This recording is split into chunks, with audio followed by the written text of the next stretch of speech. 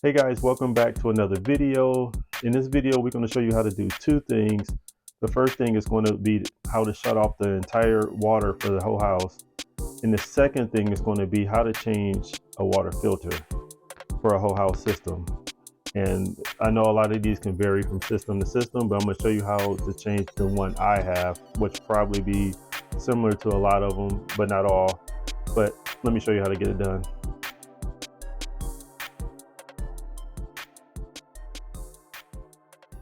This is basically the filter for the whole house. And just to kind of give you an idea how this works and how the shut off valves works, this is your plumbing coming in from the city, coming in from underground. It basically pushes up. This is your main shut off valve right here. These can get a little sticky because a lot of calcium buildup, so you may have to wiggle it a couple of times to be able to turn it. Um, and so you basically want to do this in case of emergency. If it's any type of um, water leak in the house and you can't stop it, you always go to this one. And obviously, we're in the utility room of this house. And so this the water meter that reads how much water we're using. It goes all the way up. Because I installed this whole house filter, it's a shut off valve here that I added just to stop the water from coming down, just in case that one is too weak. And then I also did one above it, just to stop the water from coming back down from all the water that's pressed up to the upper floors. And so this guy right here to show you, sadly to say, the type of water that we're getting, because the water comes in from here, it goes into this tube, then it comes back out and goes up to the top and goes throughout the rest of the house. And so obviously it's nice to have one of these, just to add a layer of protection. I know some people have it under the sinks. You got also one in you can put one in the refrigerator for us, the refrigerator water. So all the drinking water in the house, you definitely want to have something filtered with it.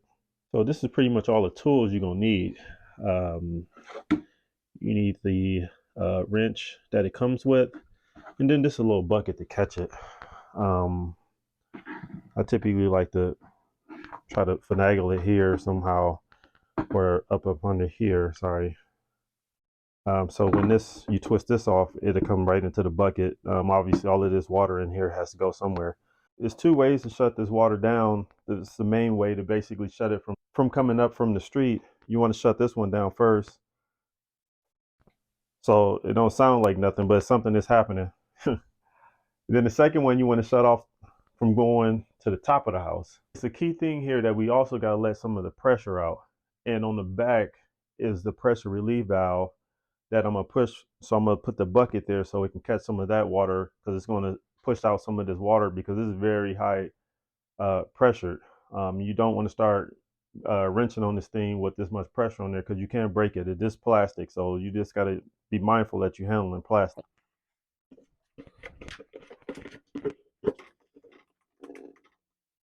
So not a lot of water comes out, but just enough just to release some of the pressure off.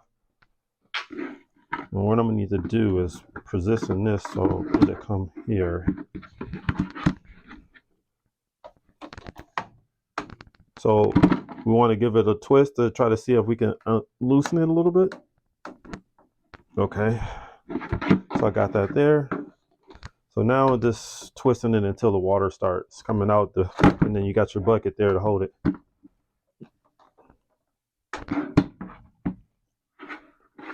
So it's a big air bubble here just to let you know that you got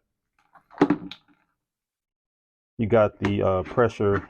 It's all the pressure is out, and now the air is starting to form in.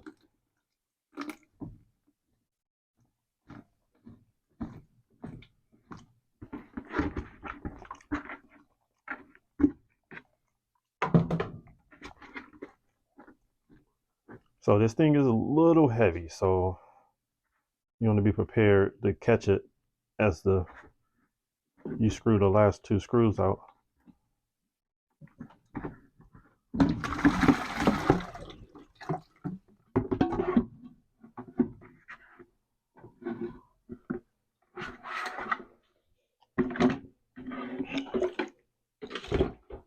I know sadly to say this, but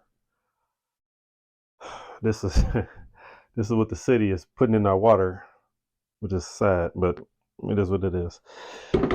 Could be a lot of rust. It can be a lot of things. Okay, so reinstalling it. It's a washer in here that seats.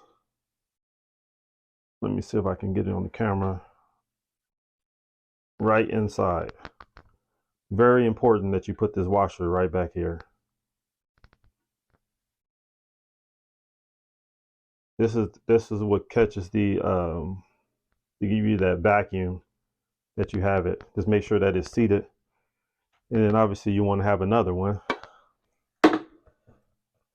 So there's some grooves in here, and obviously you want to kind of position this to sit in here. It's not going to hold it, but this is do the best you can at trying to piece it together. Or some people puts it right in here because this has a groove on it too, as you see.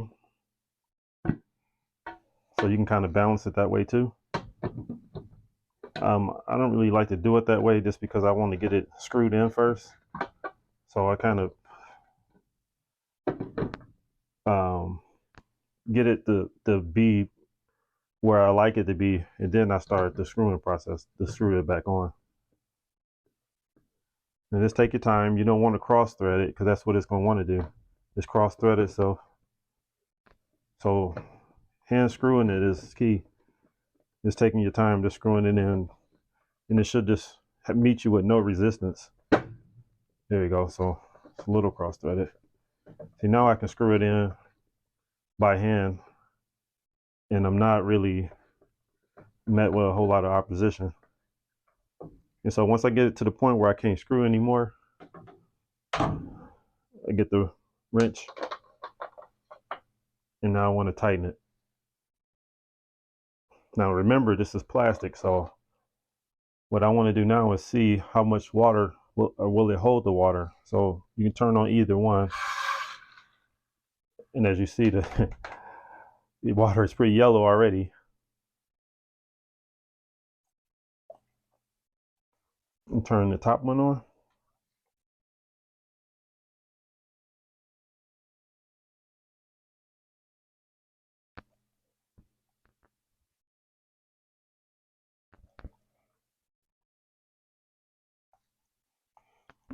And what you want to check for is leaks.